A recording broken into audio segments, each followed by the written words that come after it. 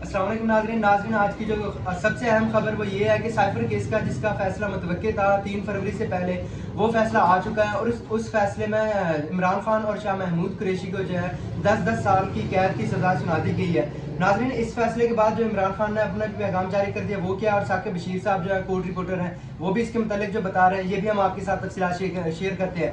नाज़रीन, इस फैसले में जो कल से ये समाअत जारी थी और जो बाकी बचे जो गवाहान बच गए थे, उन पर जो है स्टेट डिफेंस काउंसिल जो है वकला, उन्होंने इस पर जरा की। और जो इमरान खान के वकील है सलमान सफदर, जो इस साइफर केस को लीड कर रहे थे, वो कल पेश हुए और उन्होंने कार्रवाई के बाद जब वो कह रहे थे कि हम दिल बर्दाश्ता हो गए हैं, तो हमने जज साहब के खिलाफ जो अदम एतमाद कर दिया और उसकी दरख्वास्त दे दी। जो स्पेशल जो जज है इसकी अदालत के, उन्होंने इस जो दरख्वास्त है इसको नाकाबिल समाअत करार देकर ना इसको मुस्तरद कर दिया और केस की समाअत जारी रही। और यूं तकरीबन रात 1 बजे के बाद जो है इमरान खान को जो 342 का बयान होता है उसमें जो सवालनामा वो दे दिया गया था और आज 9 बजे तक, सुबह 9 बजे तक समाअत मुलतवी थी। और यूं ये तकरीबन 12 बजे के बाद ये फैसला आया और जो इमरान खान और शाह महमूद कुरैशी को जो है 10 साल कैद की सज़ा सुना दी गई है दोनों को।